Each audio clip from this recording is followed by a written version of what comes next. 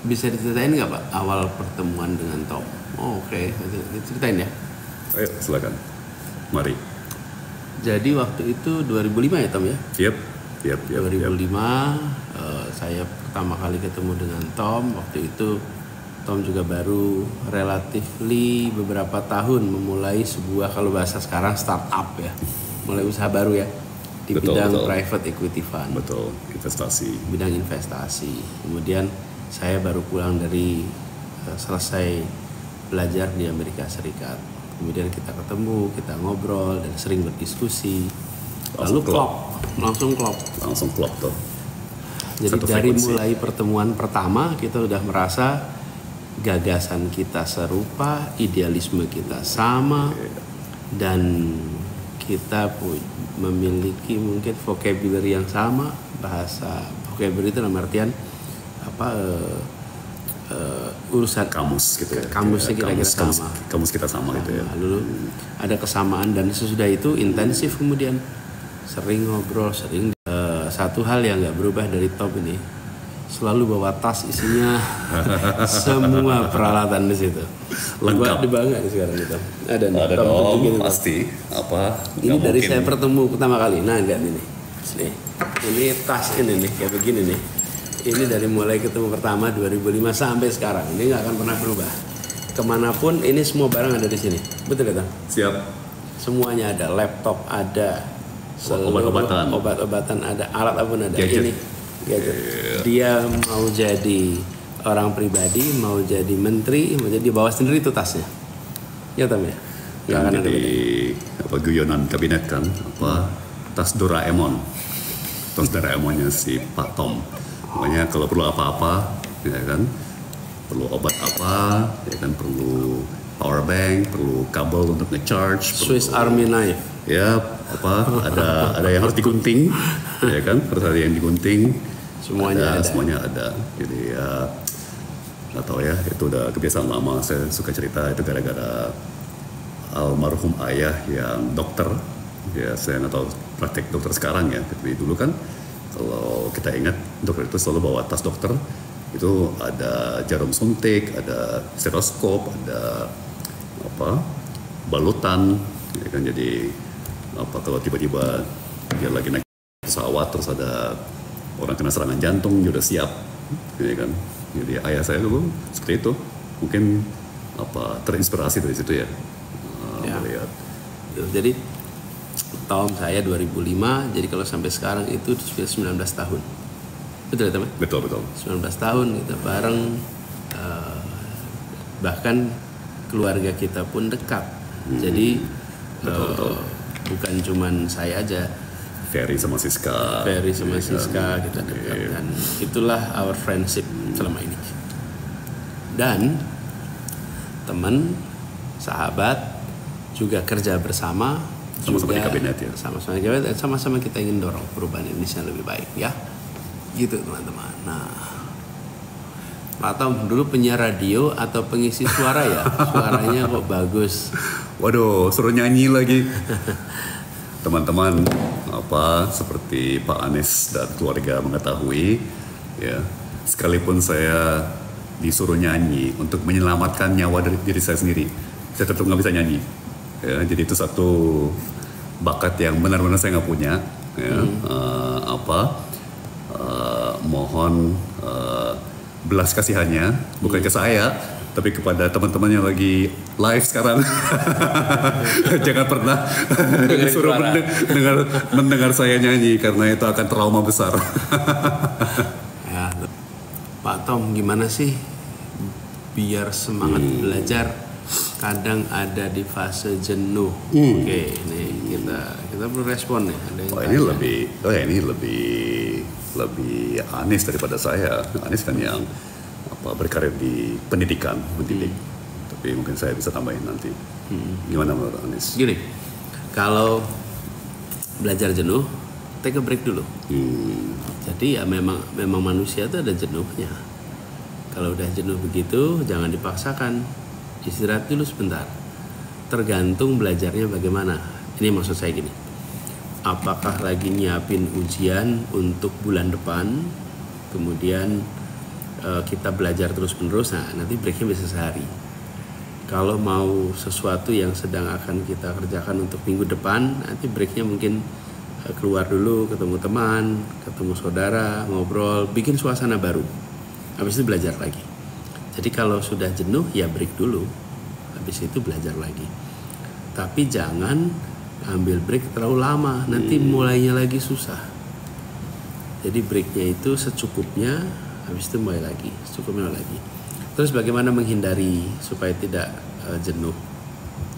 Dari awal memang dibuat ada istirahat.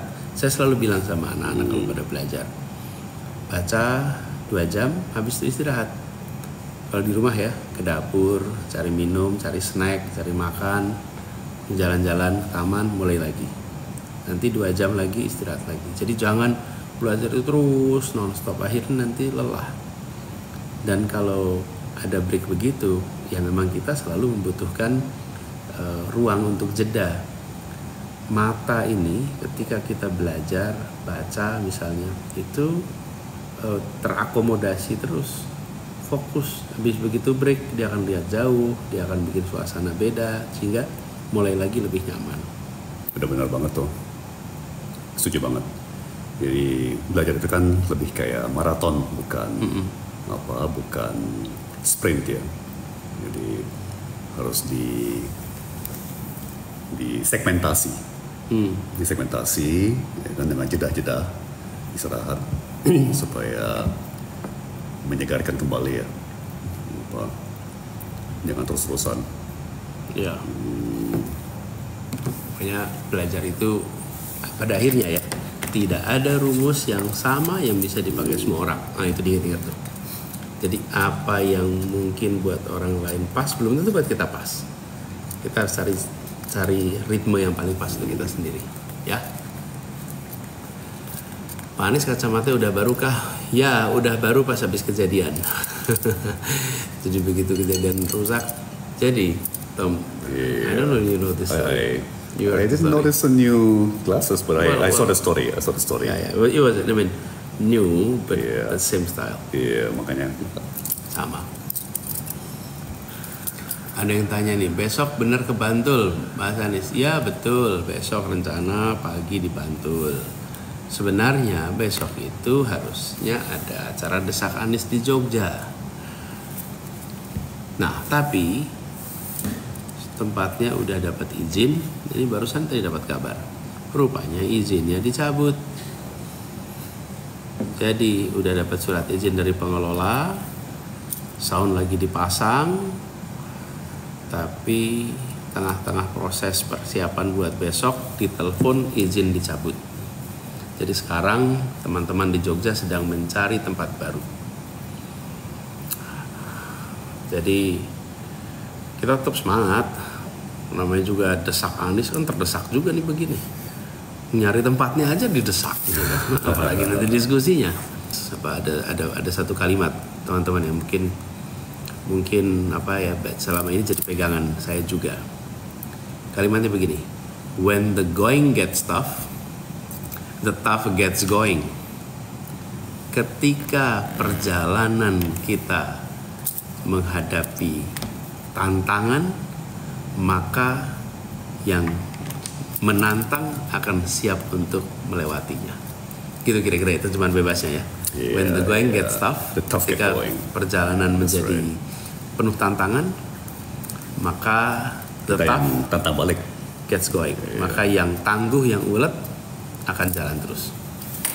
Jadi kita ingin bahwa nantinya perjuangan atau usaha kita ini akan membuahkan hasil Indonesia yang kembali merasakan kebebasan, di mana kegiatan-kegiatan bisa berjalan tanpa pelarangan-pelarangan. Kita semua ini orang-orang yang mencintai Indonesia. Kita semua orang-orang yang ingin Indonesia lebih baik. Mungkin saja pikiran, gagasan, ada perbedaan. Tetapi itu semua adalah kecil dibandingkan kecintaan kita pada Indonesia. Justru kita bisa diskusi, bisa tukar pikiran, gitulah. Jadi kita pengen jaga sama-sama itu. Dan memang ini Tom, saya ini beberapa hari ke depannya akan padat. Iya, luar biasa. Jadi besok 23 di Jogja, lalu 24 di Cilacap dan Brebes, lalu tanggal 25 di Ternate, Wow. 27 Banda Aceh, Pekanbaru, 28 di Bandung dan Purwakarta, lalu tanggal 30 di Tegal, 31 di Pamekasan dan Bangkalan, Madura, tanggal 1 di Padang Sidempuan dan Deli Serdang, tanggal 5 di Manado dan Kota Mobagu di Sulawesi Utara, terus di Semarang, tanggal 6 di Mataram, NTB, tanggal 6 di Makassar, jadi Mataram dan Makassar, tanggal 7 di Pontianak sama Samarinda, tanggal 8 Cianjur sama Garut, tanggal 9 Pasuruan, tanggal 10 di JIS, Betul. penutupan. Penutupan Jadi kampanye. minggu depan itu rata-rata 2 kota sehari. Luar biasa. Jadi luar biasa. buat teman-teman yang kebetulan berada di kota-kota itu atau sekitar situ, welcome to join. Nikah dulu atau mapan dulu? Oh, pertanyaan itu ya? You're fast. Kebetulan aja lagi lihat. Oke, Tom, apa jawabnya tuh kalau ada yang tanya gitu? Nikah dulu atau mapan dulu? Nikah dulu. Hmm. Serius. Apa? Bagi saya sih jelas banget ya. Tidak ada momen, tidak ada saat yang tanda kutip sempurna untuk menikah. Kalau nasihat saya sih, kalau merasa sudah menemui jodoh yang tepat, terjang, udah. Apa Iya, jangan, ya. saya juga merasa begitu. Gini, pertama definisi mapan. Kapan mapan itu terjadi? Betul sekali. Ya kan, Betul sekali. kita Very sekarang true. merasa Betul. kita merasa udah mapan, lihat orang lain, wih ternyata saya belum mapan. Betul, Jadi terus itu. Betul.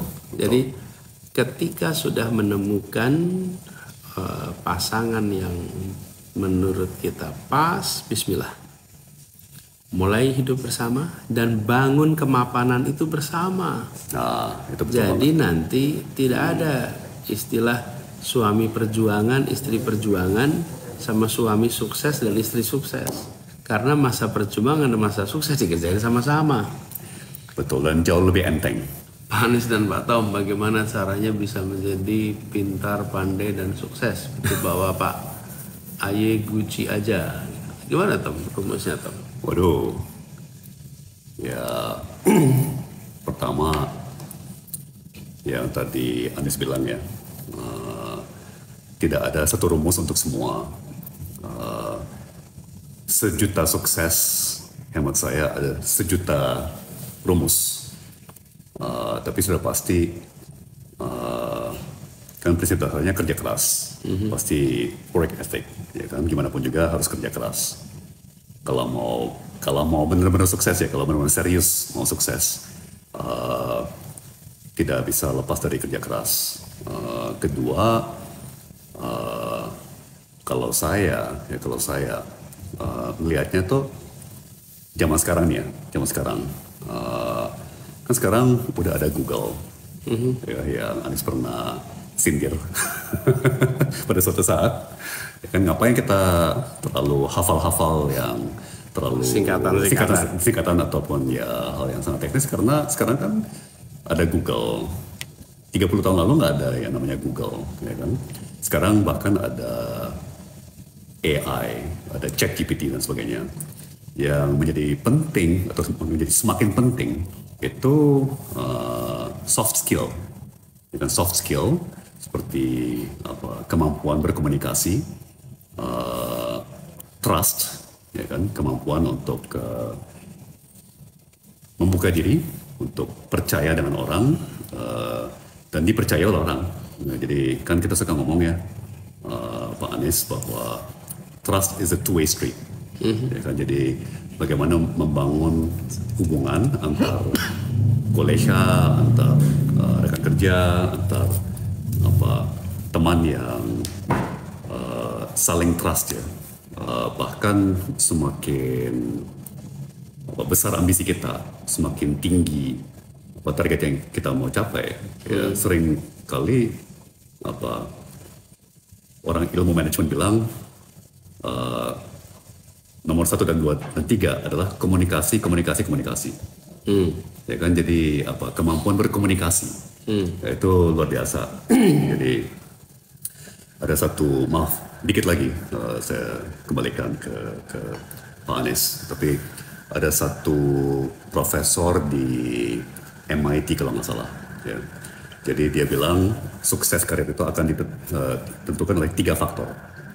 Ya, seberapa pandai Anda bicara, seberapa pandai Anda menulis, kemudian baru seberapa pandai Anda berpikir.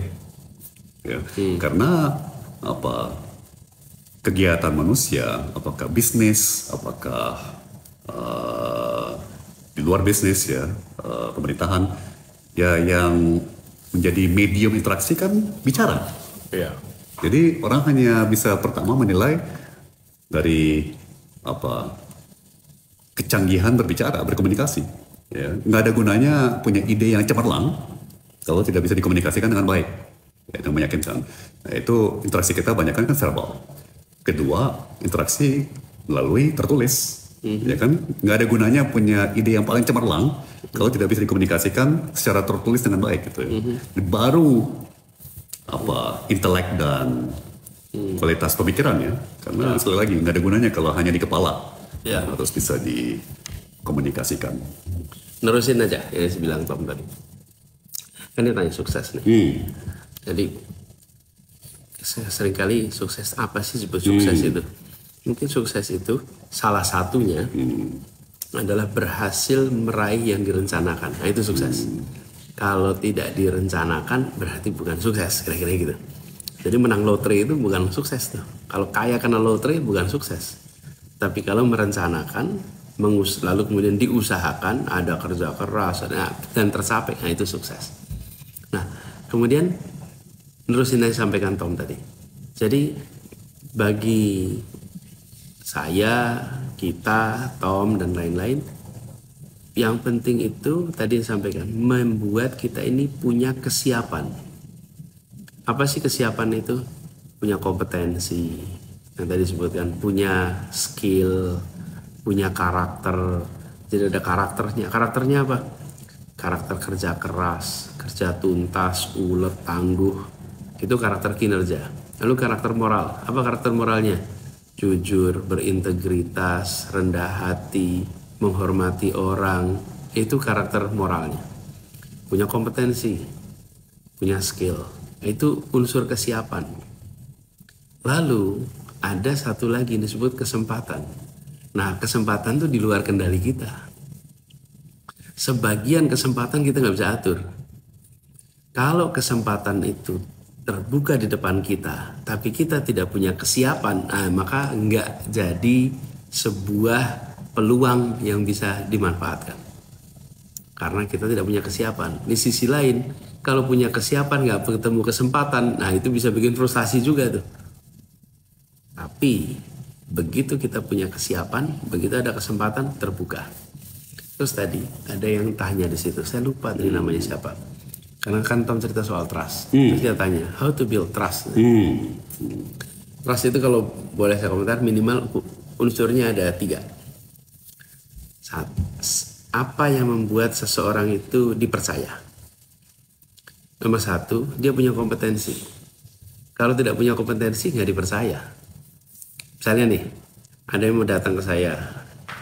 Atau gini, Tom saya boleh nggak pinjam mobilnya? Saya ngomong ke Tom. Oh, Tom pasti tanya, Anies bisa nyetir nggak? Udah berapa tahun nyetirnya? Ya, punya SIM nggak? Bisa nyetir nggak? Nomor 1 ditanya kompetensi. Saya kompeten nggak? Kalau saya nggak punya kompetensi, dia nggak akan percayakan itu kuncinya ke saya. Karena saya nggak punya kompetensi. Jadi nomor satu, untuk bisa dapat trust itu harus ada kompetensi. Terus yang kedua, yang buat orang itu dipercaya apa? Kalau berintegritas, integrity. Dengan ada integrity, maka saya akan tahu yang dia katakan adalah yang dia perbuat. Itu utuh. Yang dia pikirkan adalah yang dia katakan dan yang dia perbuat. Itu integritas. Unsur ketiga adalah intimasi, kedekatan. Kalau tidak ada, kalau kompeten, berintegritas, nggak ada kedekatan, bangun trust itu sulit. Nah, jadi 3 pembentuknya: kompetensi, integritas, sama kedekatan. Lalu apa yang membuat trust itu turun? Yang membuat trust itu turun apa? Self interest. Self interest. Jadi kalau punya self interest, itu pasti akan ngalamin masalah tuh. Karena self interest itu yang mengurangi. Jadi kalau saya buatkan rumus nih, buat rumus ya, itu kompetensi tambah integritas tambah kedekatan, kemudian minus self interest atau selfish, kepentingan pribadi. Nah, so ini saya tulis di kertas nih. Nih. Benar-benar kebaca. Ini gimana bacanya? Ya, gini. Jadi trust itu sama dengan kompetensi plus kompetensi plus integritas plus kedekatan minus self interest. Nah, kalau orang self interestnya besar sekali, maka nilai trustnya tuh tergerus. Kompetensinya tinggi, integritasnya tinggi, kedekatannya, tapi self interestnya tinggi, turun tuh angkanya. Tapi 0 juga nggak mungkin self interest itu 0. Harus imbang aja. Nah, self interest itu harus bisa sejalan dengan public interest. Kalau self interest sejalan public interest, maka you're good. Jadi ini kira-kira pembahasan soal trust dan pembahasan soal sukses. Dan sebelum kita akhiri, mungkin Tom, do you wanna say a few words, last remark before we ended our live session at TikTok? Ya, terima kasih semua pertanyaan-pertanyaannya, teman-teman juga waktunya, perhatiannya. Terima kasih atas sikap partisipatif ya dalam pesta demokrasi ini ya, yang memang begitu penting dalam menentukan masa depan. Dan kayaknya yang ini bagi saya ya historis, bukan cuma karena keadaan dalam negeri, tapi juga keadaan internasional ya. Ini memang tahun-tahun yang begitu menentukan dari berbagai sisi, mulai dari krisis iklim sampai kondisi geopolitik. Jadi siapa yang menjadi pemimpin Indonesia tahun ini akan punya dampak besar sekali ya pada nasib dunia dan kawasan ini. Insyaallah mudah-mudahan terjadi perubahan. Dan buat teman-teman semua yang sekarang sedang bersama-sama di live TikTok ini, terima kasih sudah ikut. Terima kasih sudah ikut mendengarkan, terima kasih sudah ikut hadir. Dan apapun yang sedang dikerjakan, kerjakanlah dengan cara yang terbaik, dengan hasil yang terbaik yang kita bisa. Yang udah dikerjakan disyukuri, yang belum dikerjakan dipersiapkan untuk dikerjakan. Ini adalah awal tahun akhir kemarin kita bikin komitmen untuk punya capaian-capaian, pastikan on the right track. Kemudian jangan lupa, kalau boleh usul bagi yang masih bersama orang tua di rumah, selalu jadikan kesempatan untuk bersama dengan orang tua prioritas. Yang jauh dari orang tua, doakan orang tuanya. Dan buat orang tua ikut mendengarkan, doakan anaknya. Jadi perasaan kebersamaan dengan keluarga terus dijaga. Insya Allah dengan keluarga yang saling peduli, dekat, maka kehangatan itu akan tercermin dalam ketenangan dalam keseharian. Tenang menghadapi pekerjaan, tenang saat belajar. Kenapa? Karena di keluarganya juga tenang. Itu kita bangun sama-sama. Doakan teman-teman, berjalan 2 minggu ke depan saya akan banyak keliling. Mudah-mudahan nanti kalau malam kita sempat live lagi. Oke, Tom, kita akhiri di sini. Terima kasih buat semuanya. Salam hangat, salam hormat. Sampai jumpa di live TikTok berikutnya ya. Thank you. Assalamualaikum. Assalamualaikum. Selamat malam semua.